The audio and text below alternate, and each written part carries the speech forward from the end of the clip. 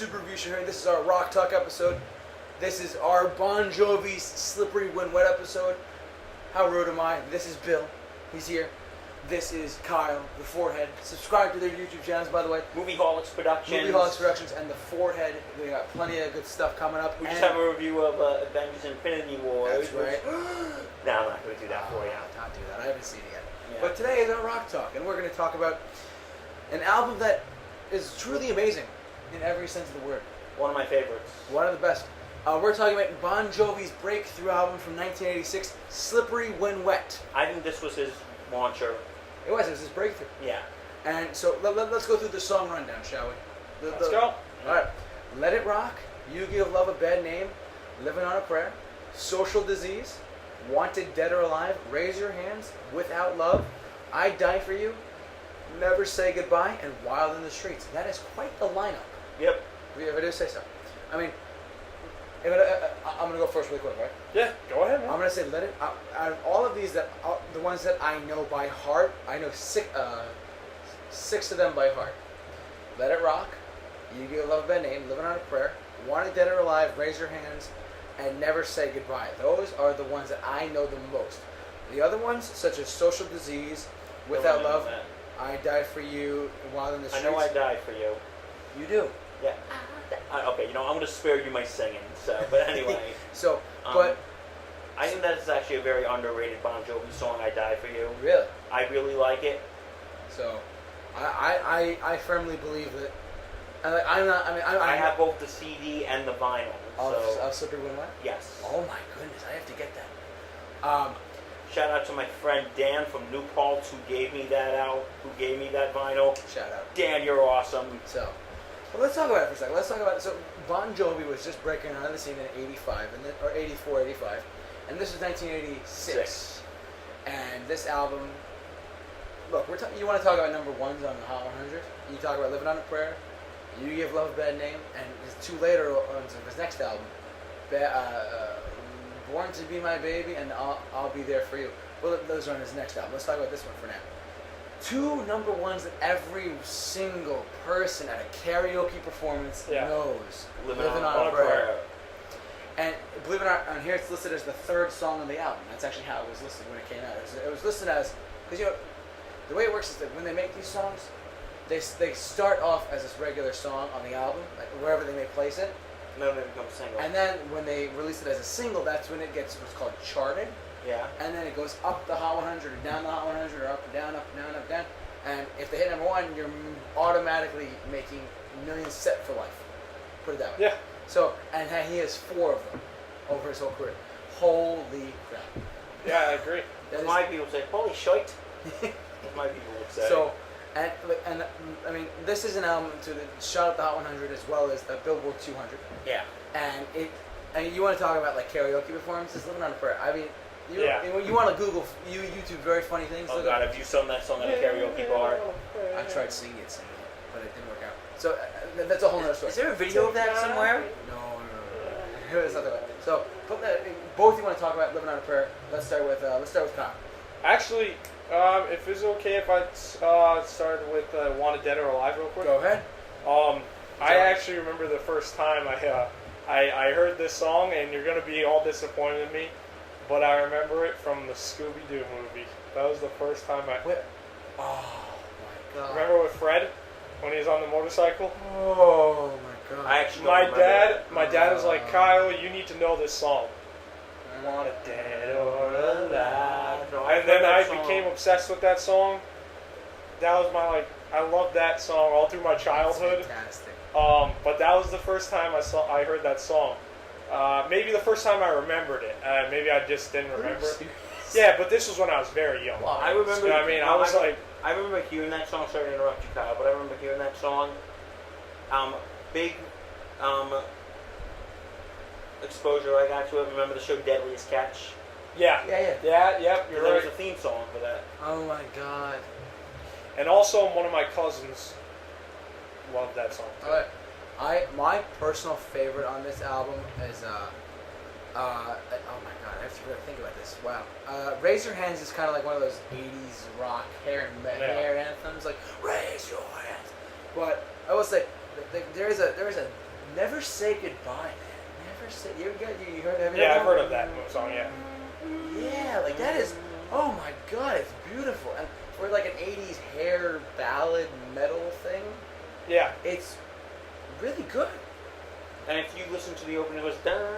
It's the song All by Myself. Has anyone noticed that, or is that just It's me? the same. It's the same chord progression, or No, it's the exact same melody. oh my God, never say. At me, American Idol. No, my singing's terrible. Please don't. Come at me, Katy Perry on American Idol. Come at me, Lionel Richie with Brian Katy Perry. I'm not scared. What does she do to her hair? Anyways, so I think that these. So if I had to go down, I'm gonna go down. Your favorite song off the album is You Give Love a Bad Name. your favorite song off the album. I would say that, but just the history and I don't know why. Your childhood. My childhood and the Is way Wanna I Dead found or it Alive. is so epic and so meme-worthy that it has to be Wanted Dead or Alive. I'm gonna go. Oh God damn. You can't go wrong with any of those. I'm gonna be like it's like the popular opinion, but I'm gonna go. It's Living on a Prayer. Oh, I love it too. Oh yeah, of course. What? I mean, if you take away the hit aspect of it, man, what a track! Like, you look at the lyrics of it too. It's really solid lyric writing as well. Like, it's about like literally living on a prayer. You got to make it to the next level. It's like an anthem that gets you going. It's like Don't Stop Believing. We talked about the other day. Like that is an anthem that people run to. They run out to like. Oh, 100%. Like it's like a first date type of thing. Like, yeah, I'm living on a prayer. I got this. You know, she's gonna say yes. You know, like it's that type of thing. You know, and that's. Damn, it's just it's so powerful and so awesome. And obviously it was number one hit. Everyone knows it. Everyone knows the music video. And I have it. What's that? What were you saying? I'm sorry. Oh, I was saying how like Living on a Prayer became a number one hit on Yeah. the Hot 100, and how like, everyone When knows people it. say Bon Jovi, You think of Living one on or a two things they say, either Wanted Dead or Alive or Living on a Prayer. or you could throw You Give Love a Bad Name in that debate too. Yeah. Yeah. When I think of Bon Jovi, I think of Better Roses, but that's another discussion. I think that song is very underrated, by the way. I agree with you. Give me a bone. He's been playing it too. Yeah. Two great minds think alike. That's right, they do. I got a funny story.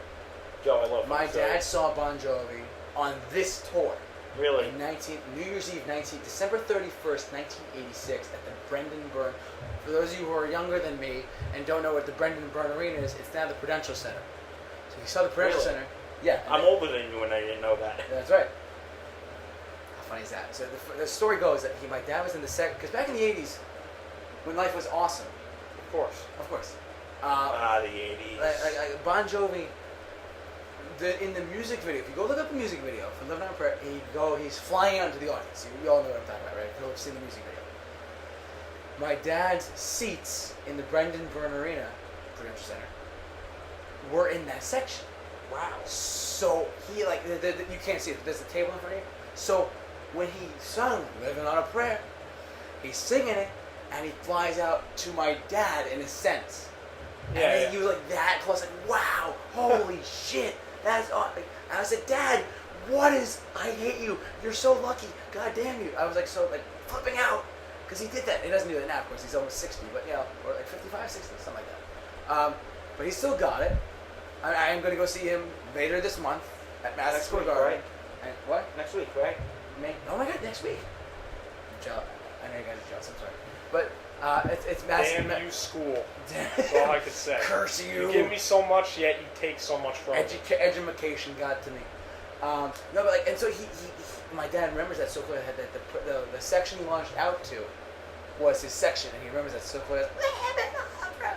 And I wonder if he's not gonna fly out there, but I heard. You know what I heard? What? On this tour that he's on, his current album, This House Is Not For Sale. Good album, I recommend it. Yeah.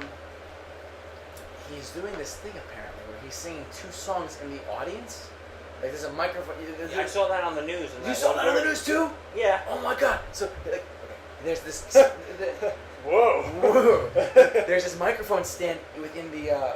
There's a video of it at the Prudential Center too. Yeah.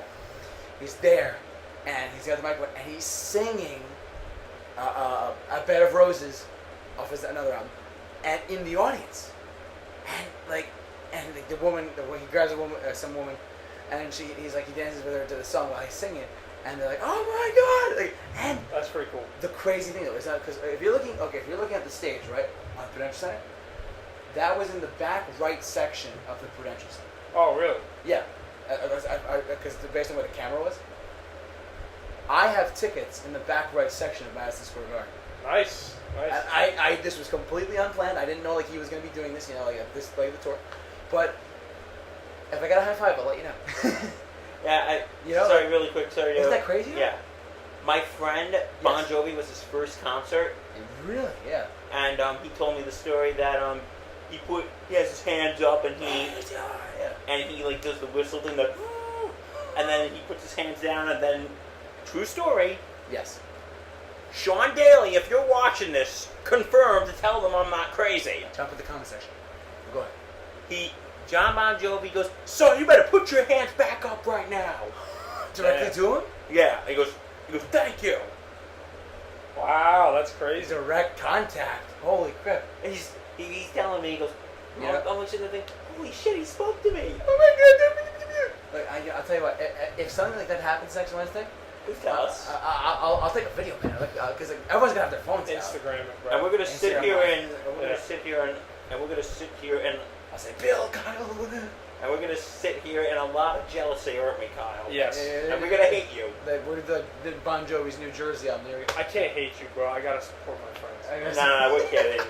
No, but like, and that's what I mean. Like this, I'll leave a link for this video in the description of this video, so you guys can check it out. No. And it's so cool. Like, and that's what, and that's one of the beautiful things about I think him as a performer as well is that he's not afraid to go like all. Oh, he yeah. was walking amongst the crowd in that video too. And he's actually a very decent guy too. Oh, I've heard he's down to earth. I've heard he's like really nice.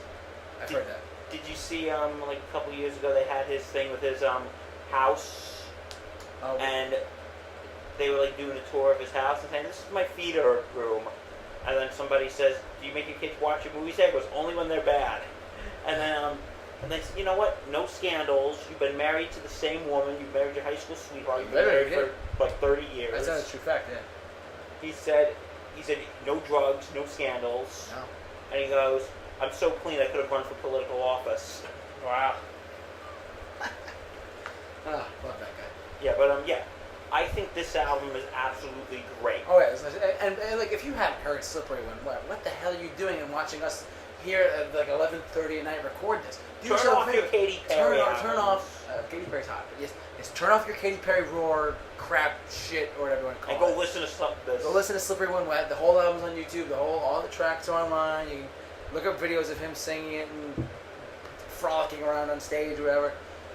This album is fantastic. How would you? I'm just curious. Let's start with Kyle first. And we'll go back to me. What would you rate this album? 10 being it's perfect. There's nothing wrong with it whatsoever. Well, I would say it's like an 8. 8. Okay. 8 point. You know what? 8.2 out of 10. All right, that's fair. I agree with you. Mine's different, but I'll give it an.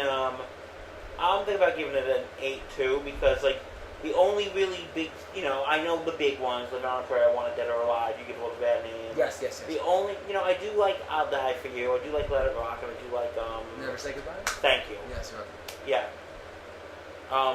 But yeah, I do think this is one of my favorite albums of the '80s, next to Escape, which is an album you guys did. We did do Escape. Yeah, Yes. we did. So I'll give it an 8 out of 10. And JT?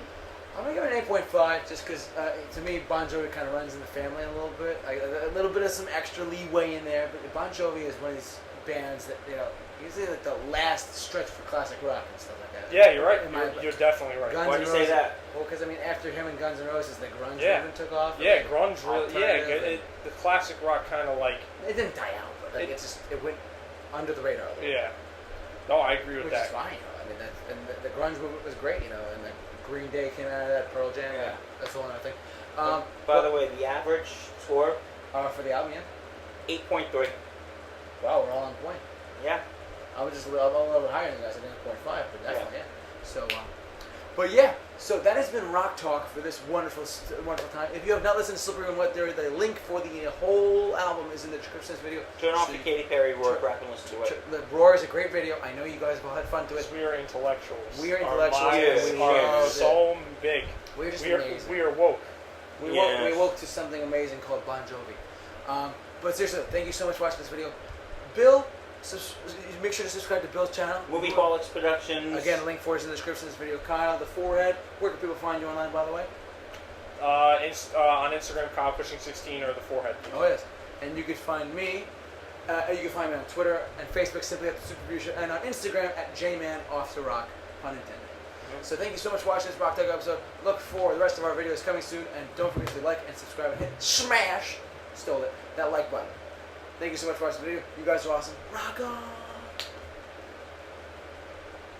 Alright, we're good. Alright.